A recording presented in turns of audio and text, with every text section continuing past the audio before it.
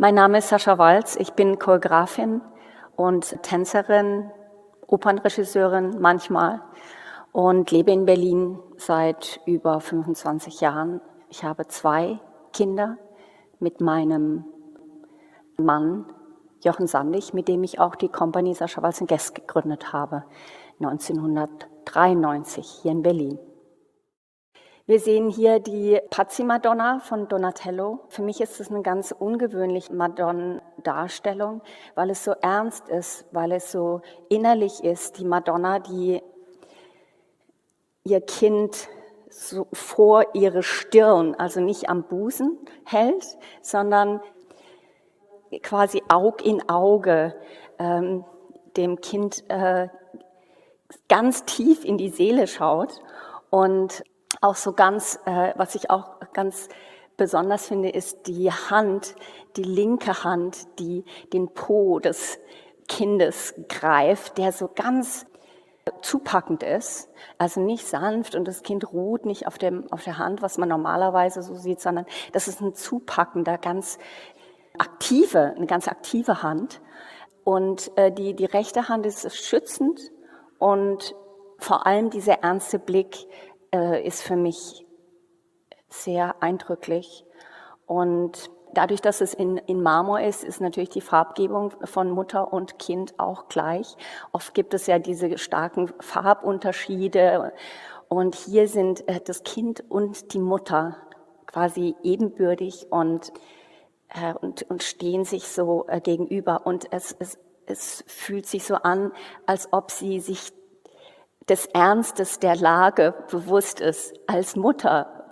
Was kommt auf sie zu? Was sagt dieses Kind? Und wir wissen ja, dass es Jesus ist, aber wenn wir es übertragen auf jetzt, was kommt uns entgegen? Also dieses Unbekannte, was wir als Mutter erleben, wenn wir ein Kind in die Welt bringen, das spüre ich daraus. Es ist ja nicht nur die Freude am Leben zu gebären und es ist ja ein ganz besonderer Augenblick auch. Das Kind ist ja auch noch sehr klein. Aber da ist auch Angst und vor der Zukunft. Was bedeutet das für mich als Frau? Ja, was bedeutet das für mich in der Beziehung möglicherweise? Also wenn ich eine junge Frau hier, Maria als junge Frau, wenn ich mich daran erinnere, so war das für mich auch eine große innere Unruhe und auch Angst. Was passiert mit meinem Leben? Kann mein Leben so weitergehen? Kann ich mein Leben als Künstlerin so weiterleben? Wie wird das zusammengehen? Wie wird das mit unserer Partnerschaft sein? Und gerade jetzt, wenn ich beobachte, ich habe in meiner Umgebung natürlich auch junge Frauen im Alter zwischen 18 und 25 und ich beobachte unterschiedliche Schicksale. Manche wollen diesen Weg gehen und in jungen Jahren ein Kind gebären und es ist auch toll, eine junge Mutter zu sein. Manche entscheiden sich dagegen und das ist auch wichtig, ganz bewusst zu entscheiden, ich bin noch nicht bereit. Ich brauche vielleicht die Zeit noch, um mich zu entwickeln, um mein eigenes Ich zu entfalten. Nicht unbedingt nur egoistisch, sondern dass sie spüren, dass sie noch nicht bereit sind, für diese ernste Angelegenheit ein Leben zu begleiten. Und denn es ist ganz klar, das ist nicht einfach nur eine kurze Zeit, bis das Kind vielleicht in die Schule kommt. Nein, es begleitet uns als Mütter unser ganzes Leben. Wir sehen auch ein sehr idealisiertes Bild. Und es ist also nicht eine reale Situationsbeschreibung oder ein abgearbeitetes Gesicht, was völlig erschöpft ist, müde, weil man die ganze Nacht nicht geschlafen hat, weil das Kind die ganze Nacht geschrien hat. Oder auch später die Sorgen natürlich, die Maria gehabt haben wird, wenn Jesus in große Schwierigkeiten geraten ist.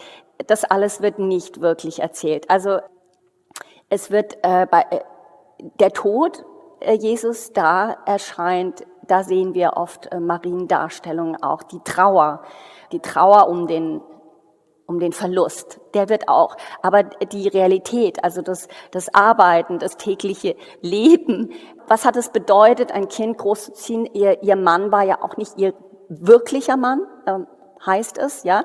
Also hat er sich mit dem Kind identifiziert? Also vielleicht sagen wir heute Patchwork-Familie. Also sie hat irgendeinen Mann danach kennengelernt, der dieses Kind angenommen hat und gesagt hat, wir sind eine Familie und ich bleibe bei dir. Aber sie alleine hat sich dafür verantwortlich gefühlt. Sie alleine hat diese Last getragen. Und wenn wir das übertragen an heute eine alleinerziehende Mutter mit Kind, was es bedeutet, ich habe gerade eine Künstlerin, eine Tänzerin, die alleine jetzt ein Kind zur Welt gebracht hat. Ihre Eltern sind nicht hier in Berlin, also sie hat keine Hilfe außer ihren Freunden. Also dann muss man ein ganz neues Netzwerk knüpfen. Und wie schafft man das? Wie schafft man das alleine? Wie wird sie ihren Lebensunterhalt verdienen? Wir haben Gott sei Dank ein Sozialsystem, was die Mutter in der ersten Zeit unterstützt und schützt. Aber was passiert danach? Gleichberechtigung ist es ist ein langsamer und ein langwieriger Prozess. Und ich glaube, dass der Dialog das Wichtigste ist.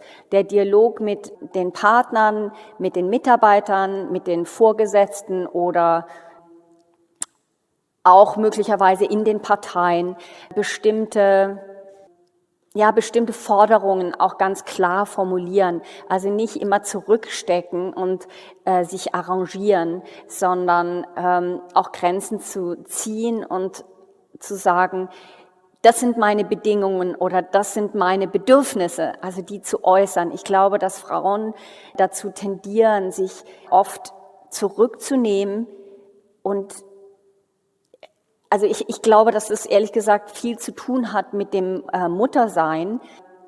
Das sieht man auch oft in Beziehungen. Diese bedingungslose Aufgabe für das Kind, also innerlich, seelisch, die muss der Mann eigentlich nicht leisten. Das passiert nicht in der Dimension. Auch wenn sie 50-50 die Arbeit teilen und alles. Es gibt nicht, da muss wirklich noch mehr passieren. Und wir sind viel eher geneigt, Kompromisse zu machen. Ich sehe das ganz oft bei Männern, dass sie dann einfach irgendetwas durchsetzen und sagen, so ist es, während ich merke es bei mir, dass ich dann, mehr drauf eingehe oder etwas zulasse, mich zurücknehme, weil wir gelernt haben, oder vielleicht ist es auch Sozialisation, sich zurückzunehmen für das Kind, also sich zurückzunehmen für die Gesellschaft, sich zurückzunehmen für den Partner, sich zurücknehmen für die Situation in dem Unternehmen. Und am Ende leiden wir und werden krank oder depressiv oder frustriert, aggressiv. Wir trennen uns von unserem Partner, weil wir nicht bekommen, was wir wollen. Aber wir müssen die Bedürfnisse auch äußern. Und wir müssen früher signalisieren, was wir brauchen und wo die Grenzen sind. Aber das ist schwierig. Wir müssen erst mal lernen, was sind denn eigentlich unsere Bedürfnisse?